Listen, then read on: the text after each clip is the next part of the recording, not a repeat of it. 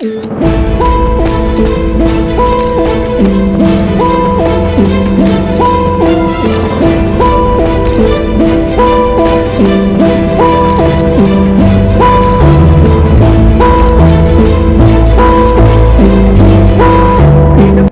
मतलब आत्मनिर्भर बनना होता है, लेकिन आजादी से लेकर अब तक इतने सालों में बहुत सारे सेक्टर्स ऐसे रहे हैं जिसमें हम अभी तक सेल्फ कैपेबल नहीं हो पाए। उनमें से एक एरोस्पेस सेक्टर है। किसी भी देश का एरोस्पेस सेक्टर मुख्य रूप से डिफेंस, सिविल और स्पेस एविएशन से मिलकर बनता है। अब स्पेस एविएशन में एक देश के तौर पर हम बहुत हद तक सेल्फ कैपेबल हैं, लेकिन डिफेंस और सिविल एविएशन की कहानी कुछ और ही रही है। डिफेंस एविएशन में हमने जहां HAL मारुत से लेकर तेजस फाइटर जेट तक का एक लंबा सफर तय किया है, लेकिन इस सफर में बहुत कुछ नया अचीव नहीं किया है। वहीं सिविल एविएशन में सेल्फ कैपेबल होने का सोचना भी आज के समय में बेईमानी से लगती है। आज हम इस वीडियो में ये जानने की कोशिश करेंगे कि क्यों इंडिया के एरोस्पेस सेक्टर में डिफेंस और सिविल एविएशन में हम सेल्फ कैपेबल नहीं हो पाए हैं और कैसे एरोस्पेस सेक्टर इंडिया को जियोपॉलिटिक्स और इंटरनेशनल ट्रेड में सॉफ्ट पावर दिला सकता है। तो चलिए इस वीडियो को शुरू करते हैं। Right, India's indigenous fighter aircraft Tejas has prompted international attention. India signed a multi-billion-dollar deal with Russia for its famed S-400 air defense system. Enjoy Air India Boeing 787 Dreamliner. Amazing feel, amazing features.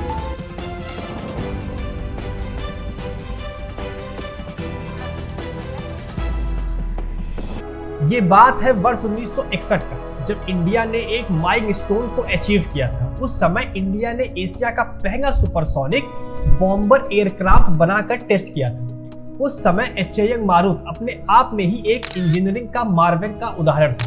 यह aircraft Bharat के आने वाले bright aerospace sector का एक झलक देता था, लेकिन ऐसा हो नहीं पाया। HAL मारुत को 147 की संख्या में बनाया गया था और आगे जाते हुए कुछ सालों में इसे फेज आउट भी करना पड़ा। उस समय तक भारत चाइना से बहुत आगे था, लेकिन यदि हम आज के वर्तमान समय को लेंगे तो हम पाएंगे कि कैसे एक समय हमारे पास एज होने के बावजूद हम आज चाइना से पीछे हो गए हैं। जो देश 1980 के दशक तक हमसे पीछे हुआ करता था, आज के समय में चाइना कॉमर्शियल एरोप्लेन मैन्युफैक्चरिंग करने के साथ साथ 5th जनरेशन का फाइटर जेट डेवलप करता है। दोस्तों, फाइटर एयरक्राफ्ट बहुत ही ज्यादा सोफिस्टिकेटेड पीस ऑफ इक्विपमेंट होता है कि यदि एक छोटी सी भी गलती हो जाए तो वह जानलेवा हो सकती है।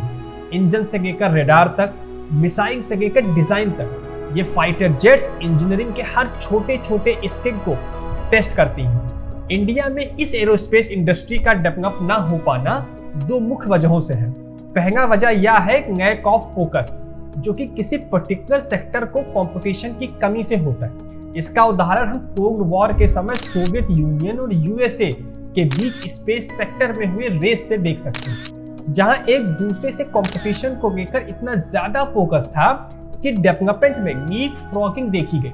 हम सभी जानते हैं कि यह फोकस एक दूसरे से सुपीरियर बनने की चाहत से हुई थी, लेकिन यहाँ फोकस बहुत ही इंपॉर्टेंट था। दूसरी वजह है लैक ऑफ फंडिंग। इन दोनों से हमारी एरोस्पेस इंडस्ट्री मुख्यतः डिफेंस और सिविल एविएशन उतना आगे नहीं गई। दोस्तों, इसरो का एग्जांपल यदि हम लें तो हम देख सकते हैं कि स्पेस सेक्टर में गवर्नमेंट का फोकस भी था और फंडिंग भी थी, जिसकी वजह से आज हम दुनिया के टॉप स्पेस एजेंसीज में से एक हैं और कई मायने में चाइना और कई डेवलप्ड देशों की एजेंसीज से भी आगे हैं। किसी भी सेक्टर का विकास उसके फेम से ज्यादा उसके सोशियो इकोनॉमिक ग्रोथ और जियोपॉलिटिक्स में सॉफ्ट पावर को दिखाने से देखा जाता है।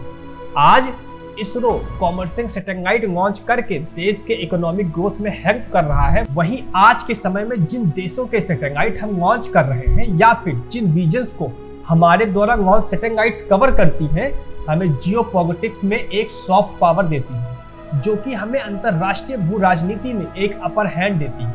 वहीं यदि हम डिफेंस एविएशन और सिविल एविएशन के R&D एंड मैन्युफैक्चरिंग में यदि दूसरे देशों पर निर्भर रहेंगे तो ये उन देशों को सॉफ्ट पावर देंगे हमारे अगेंस्ट। इससे वो अपर हैंड पर होंगे। दोस्तों, HAL, DRDO, FADA ये वो गवर्नमेंट बॉडीज हैं जो कि इन फाइटर एयरक्राफ्ट्स के डेवलपमेंट में जिम्मेदार है।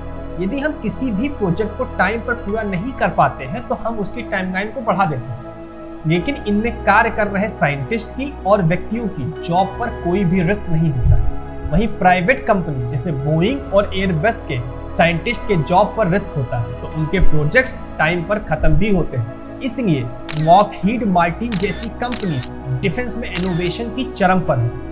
अभी कुछ दिनों पहले की ही बात है जहां इंडिगो ने एयरबस के साथ 500 एरोप्लेन्स की डील की थी।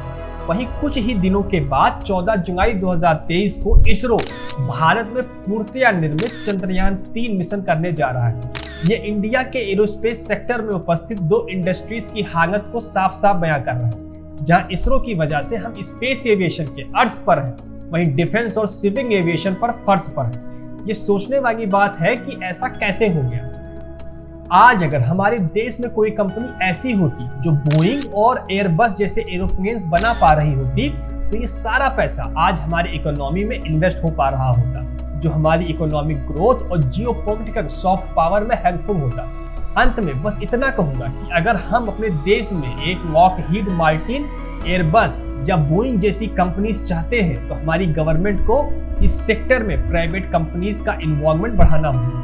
आज HAL, ADA इस स्लो स्पीड पर इसलिए काम कर पा रहे हैं क्योंकि एरोस्पेस इंडस्ट्री के डिफेंस सेक्टर में कोई कंपटीशन ही नहीं है, जिससे इनकी मोनोपोली हो गई। जैसा कि हमने USA और USSR के एग्जाम्पल में देखा कि कैसे कंपटीशन डेवलपमेंट के लिए अच्छा होता है। जैसा कि इंडिया में जियो के आने तक डेटा प्राइसेस बहुत ही हाई थे, लेकिन जियो ने कम प्राइस पर डेटा ऑफर कर बाकी कंपनियों को डेटा प्राइस घटाने को मजबूर कर दिया। और सिर्फ डेटा प्राइसेस ही कम नहीं, इंटरनेट स्पीड में भी इसका इफेक्ट दिखा। अब ये सही समय है कि ऐसा ही कुछ हम एरोस्पेस इंडस्ट्रीज में भी देखें, क्योंकि यदि हमने और देशों के मुकाबले अपने आप को खड़ा नहीं किया तो हम बहुत ही पीछे छूट जाएंगे। आज के इस वीडियो में इतना ही। अगर ये वीडियो आपको अच्छा लगा हो तो सब्सक्राइब करना ना भूलें। नमस्कार।